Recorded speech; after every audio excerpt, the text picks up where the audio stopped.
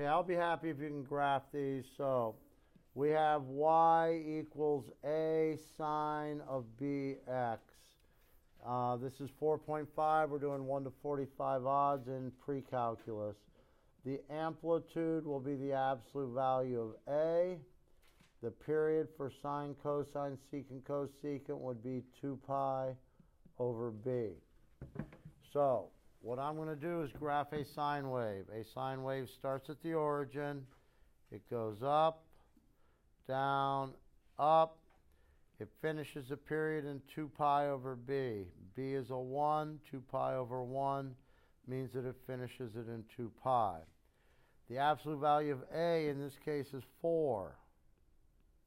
That means this point here, this point right here is what? It is something 4, isn't it? Halfway, half of this would be pi over 2. The amplitude would be 4. I like to see the coordinates. This one would be what? 3 pi over 2 and negative 4, I believe. So I graph the sine wave with an amplitude of 4. Now I'm going to graph the sine wave. Same period, 2 pi over 1, which is 2 pi. But now notice, what's its amplitude? How high does it go? 1/3. Any questions on 1 or 3? I usually ask you to label some points. So that might be 3 pi over 2 comma negative 1/3. That would be pi over 2 comma positive 1/3.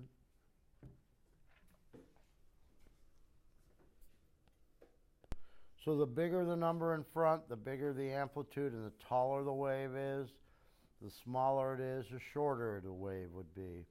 However, if you look at this next one, it has a negative in front of it. Instead of starting like a normal sine wave, this starts downward. It pretty much is just reflected over the x-axis. Period is 2 pi over b. b is 1 in this case. What's the amplitude, however, would be 3, right? So I think it goes up to 3 and down to negative 3.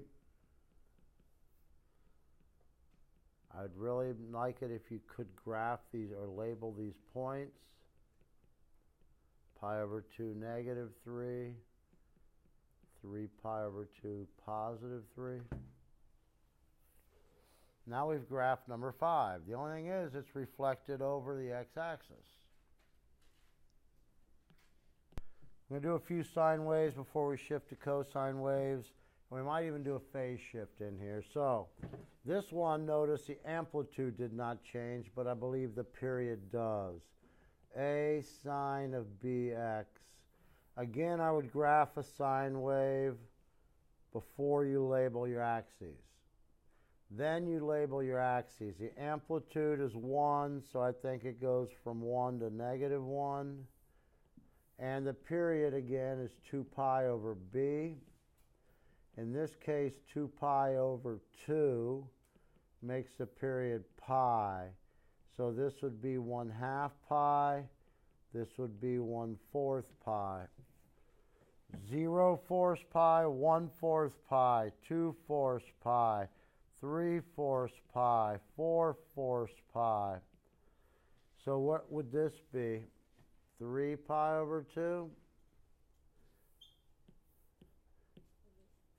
So what happened was we changed the, 3 pi over 4, right? 3 pi over 4. Because it's 0/4, 1/4, 2/4, 3/4, 4/4. So that should be 3/4 pi. So what's the coordinates of this point right here? 3 pi over 4 negative 1. And the coordinates here would be pi over 4 comma positive 1. So the other one's changed the amplitude. This one is changing the period. Okay, that was a sine wave, but the period was shortened. Here's a sine wave where both the amplitude and the period are changing. So again, I would graph a sine wave to start off with. What is the amplitude? It would be 3. So it'd go to 3 and negative 3. The period, be careful, is 2 pi divided by b. b is 1/2. 2 pi divided by 1/2. A lot of people don't divide properly, but stay, change, flip, right? Wouldn't it be 4 pi? Can you explain the stay, change, flip real quick? Sure. 2 pi is divided by 1/2. So how do you divide by a fraction? You multiply by its reciprocal. Top times top, bottom times bottom. So that makes this period 4 pi. Halfway is 2 pi. Half of that is 1 pi, makes this 3 pi. So that point would be pi comma what? 3. And this would be 3 pi comma negative 3. On 11, you're changing the amplitude to 4, and the period is 2 pi over b. Amplitude is absolute value of a, in this case 4. The period is 2 pi over b. B in this case is pi, which makes your period 2. So I graph a generic sine wave. I make the amplitude 4. I make the period 2. Halfway is 1. Half of that is 1/2. 0 halves, 1/2, 2 halves. I think that would be 3 halves and 4 halves. Your coordinates here would be 1/2, comma 4, and 3 halves, comma negative 4. I usually like you to list or label the maximum and minimum on one cycle.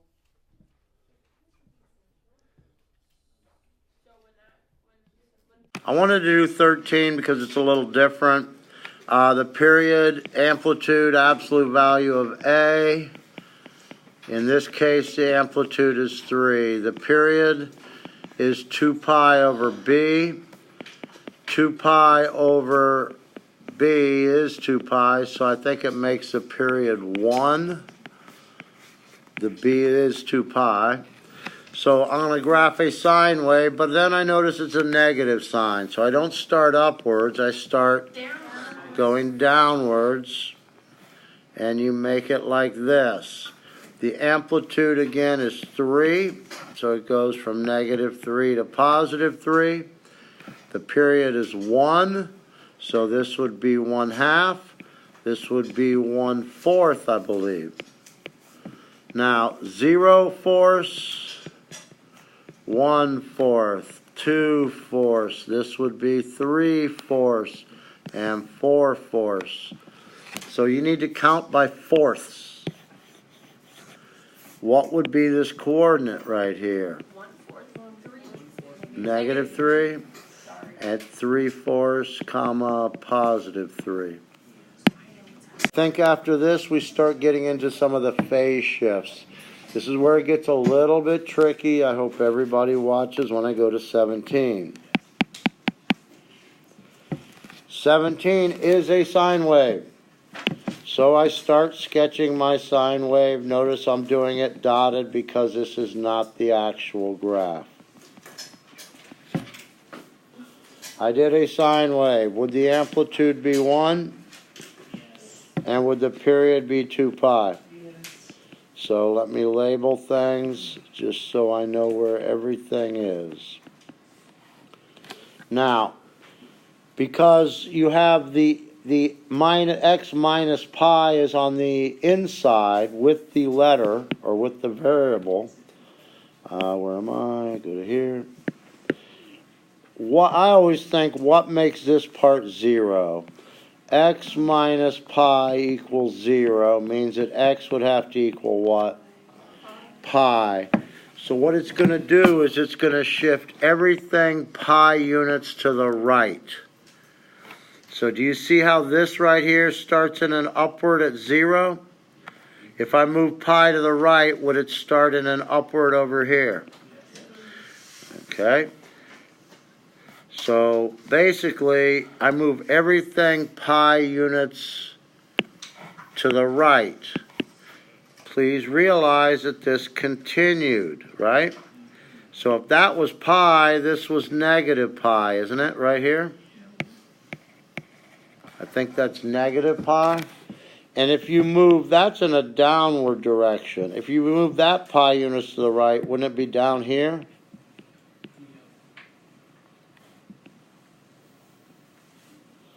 And let's see, moving this pi units to the right would have it ending at 2 pi, right? So there's one cycle. What basically you did was you realized that this is equivalent to the negative sine of x. I don't know if you recognize this graph, but this is the negative or the opposite of the sine of x. The graph is a part in blue. Again, it's one of the first exposures to what's called phase shift. Phase shift moves it left and right. Vertical shift will move it up and down. I usually teach this as y equals a some trig bx minus c plus d. And if you did c over b, that tells you your phase shift. Pi over 1.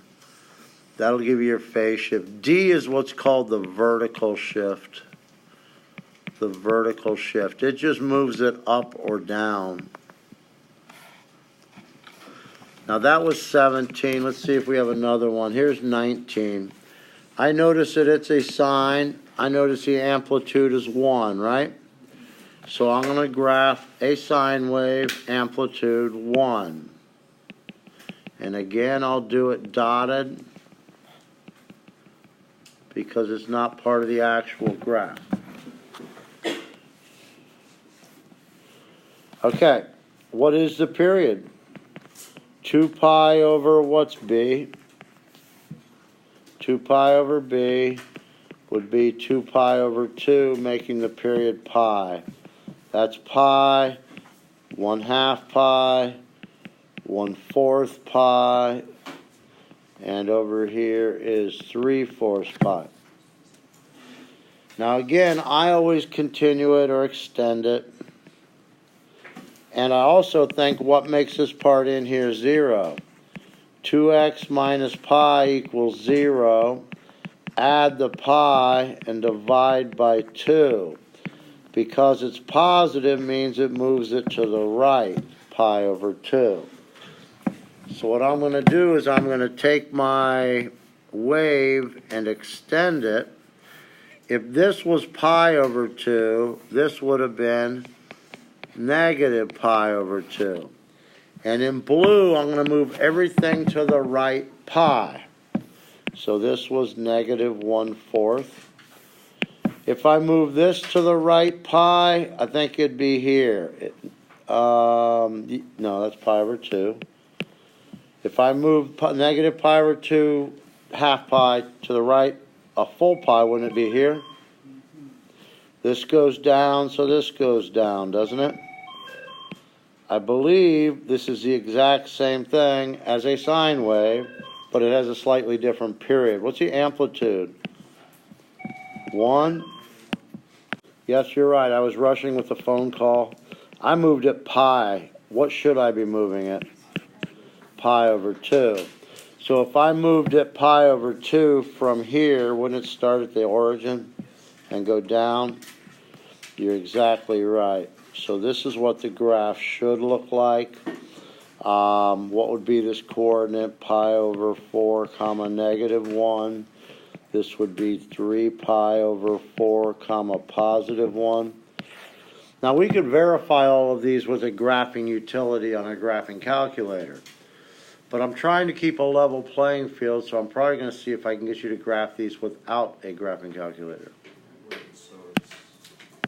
Okay, we've done some sine waves. I think we're moving to cosine waves. Cosine waves don't start at the origin, they start at the maximum.